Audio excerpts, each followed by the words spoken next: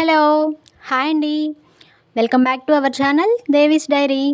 నేను శ్రీదేవి. ఈరోజు మన డైరీలో ఒక హెల్తీ రెసిపీ అయితే చూపించబోతున్నానండి. అదేంటంటే ఆవిరి కుడుము. మన అమ్మమ్మల కాలంలో అమ్మమ్మలు తిని ఎంత స్ట్రాంగ్గా ఉండేవాళ్ళు, ఆ రెసిపీ ఈరోజు చూపించబోతున్నానండి. ఈ ఆవిరి కుడుము వచ్చి మనం మినపప్పుతో చేసుకుంటామండి. ఇంటికి ఇనుము ఎంత బలమో ఒంటికి మినుము అంత బలం. సో అందుకని మనం రోజు కనుక మన డైలీ డైట్లో పిల్లలకి ఇది కనుక పెడితే పిల్లలు చక్కగా బలంగా పెరుగుతారు. ఈ ఆవిరి కుడుము ఎర్లీ మార్నింగ్ బ్రేక్ఫాస్ట్ టైంలో తినొచ్చండి. ఇప్పుడైతే ప్రాసెస్ చూద్దాము.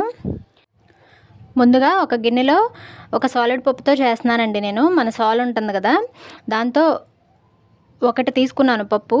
అందులో నీళ్లు పోసి శుభ్రంగా నానబెట్టేశాను. ఇది మినిమం 6 అవర్స్ నానాలండి, లేదా ఓవర్ నైట్ నానినా పర్వాలేదు. మినిమం అయితే 6 అవర్స్ నానాలి పప్పు. మీరు గుళ్ళపప్పు అయినా తీసుకోవచ్చు, నేను పట్టుపప్పు తీసుకున్నాను. ఈ పప్పు అయితే చక్కగా నానిపోయిందండి.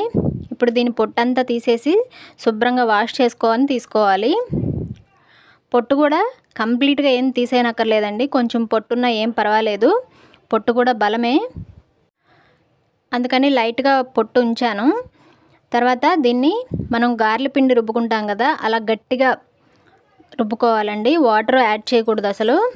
నేనైతే గ్రైండర్కి వేసుకున్నాను పప్పు. పిండి బాగా మెత్తగా నలిగిపోవాలండి, వాటర్ అయితే యాడ్ చేయకూడదు.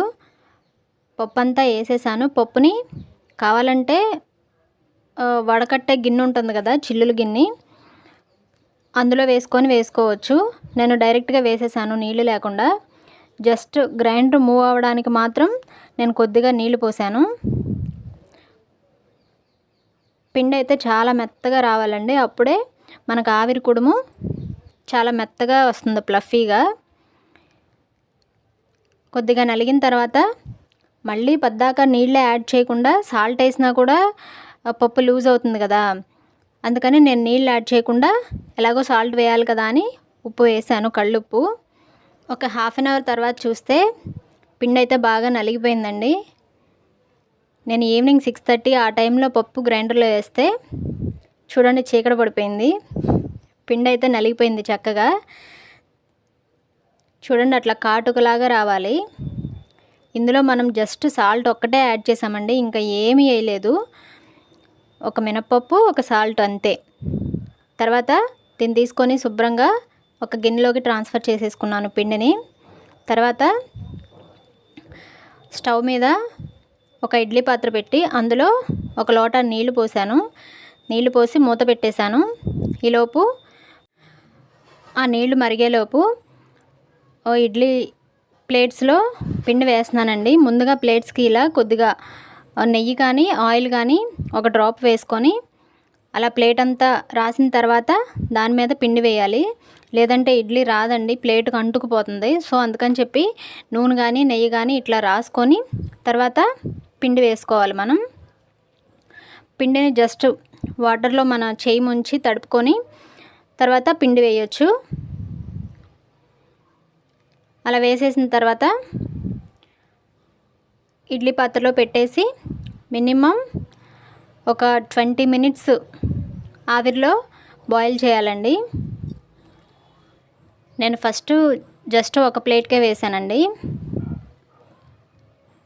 ఇలా చక్కగా వేసేసిన తర్వాత ఈలోపు నీళ్లు మరిగిపోయి ఆవిరి వస్తూ ఉంది. ఇలా వేసేసి ఈ రేకుని తీసుకెళ్ళి ఇడ్లీ పాత్రలో పెట్టేశానండి.